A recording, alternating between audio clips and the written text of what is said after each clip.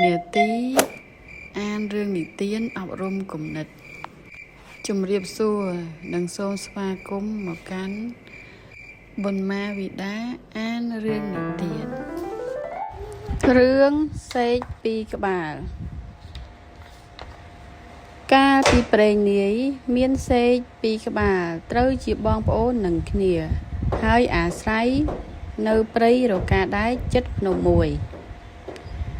ដោយនៅភាគខាងជើងនៃភ្នំគឺជាសម្បុកចៅព្រៃ500នាក់ចំណែកខាងត្បូងវិញគឺអាស្រមឥសី500អង្គនាព្រឹកថ្ងៃមួយខណៈដែលសេកពីរនាក់បងប្អូនកំពុងតែរៀនហើភ្លាមនោះក៏មានខ្យល់គួចផាត់យកកូនសេកមួយឲ្យទៅធ្លាក់នៅសម្បុកចៅទើបពួកចៅយកទៅចិញ្ចឹមហើយបានដាក់ឈ្មោះឲ្យវាថាបតិកុលំភៈចំណែកឯសេកមួយទៀតត្រូវខ្យល់ផាត់ទៅធ្លាក់លើកុំផ្កាចិត្តអាស្រមឥសីទើបឥសីបានជួយចិញ្ចឹមនិងដាក់ឈ្មោះឲ្យវាថាបុព្វកៈថ្ងៃមួយព្រះរាជាបានយាងចេញទៅប្រមាញ់ក្តាន់នៅឯជាយព្រៃជាមួយនឹង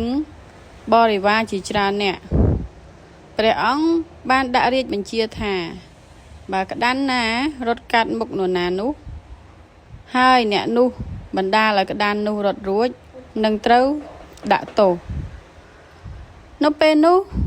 ស្រាប់តែក្តាន់មួយបានលោតកាត់មុខព្រះភ័ក្ត្រព្រះអង្គតែទ្រង់មិនបានបាញ់វាត្រូវទេចំណែកឯក្រុមបរិវារពួកអាមាត្យបែរជានាំគ្នាសើចចំអកដាក់ព្រះអង្គទៅវិញព្រះអង្គទ្រាំនឹងការលក់លើយរបស់ក្រុមបរិវារមិនបាន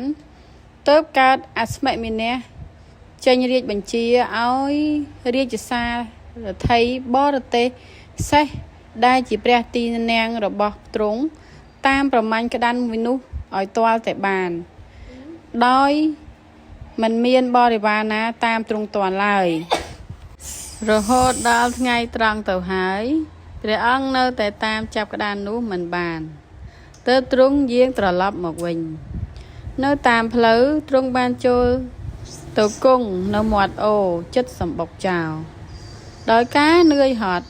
ទ្រង់ក៏ផ្ទំលក់នៅក្រោមដើមឈើធំមួយនៅពេលនោះពួកចៅនាំគ្នាចូលព្រៃអស់ទុកតែសេកបតិកុលំភៈនិងចុងភៅនៅចាំកន្លែងបតិកុលំភៈបានហើរមកប្រាប់ចុងភៅថាខ្ញុំបានជួបព្រះរាជាកំពុងផ្ទុំមានសារថីមកជាមួយតែម្នាក់ទេពួកយើងឆាប់ទៅប្លន់យកទ្រព្យសម្បត្តិហើយសម្លាប់ទ្រង់ចោលទៅឲ្យឆាប់ឡើងមេចុងភៅបានឮហើយក៏ទៅតាមសេកនោះភ្លាមពេលទៅដល់ក៏ឃើញព្រះរាជាក៏ខ្លោបខ្លាចមិនហ៊ានចាត់ការប៉ុន្តែសេកបតិកុលំភៈមិនខ្វល់គិតតែពីចង់ប្លន់យកទ្រព្យឲ្យបានខណៈដែលពួកគេទាំងពីរកំពុងប្រកែកគ្នាព្រះរាជាក៏តើនទ្រង់ឃើញថាកន្លែងនេះគ្មានសុវត្ថិភាពទើបបញ្ជាឲ្យសារថីបរទេសសេះនាំទ្រង់គេចទៅកន្លែងផ្សេងពេលព្រះរាជាគង់លើរទេះភ្លាមសេះទាំងពីរក៏បោលលឿនដោយព្យុះសេកបតិកុលំភៈឃើញរាជរដ្ឋបរទៅបាត់ទើបខឹងសម្បាហើយស្រែកហៅពួកចៅឲ្យទៅតាម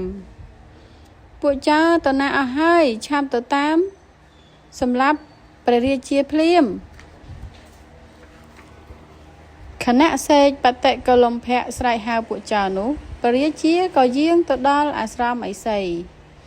ចំពេលឥសីទាំងអស់ចេញទៅរកផ្លែឈើនៅក្នុងព្រៃមានតែសេកបុព្វកៈនៅយាមអាស្រមម្នាក់ឯងប៉ុណ្ណោះពេលសេកបុព្វកៈឃើញព្រះរាជាយាងមកដល់ក៏រហ័សទទួលស្វាគមន៍ដោយវិចារពិរោះពិសាកិរិយាអោលំទោនព្រមទាំងយាងឲ្យទ្រង់សោយផ្លែឈើនិងទឹកត្រជាក់ផងដែរព្រះរាជាទ្រង់សរសើរកិរិយាមាយាទរបស់សេកបុព្វកៈថាបុព្វកៈឯងនេះប្រកបដោយគុណធម៌ចំណែក សេកមួយនោះវិញនិយាយស្ដីបែបខូខើ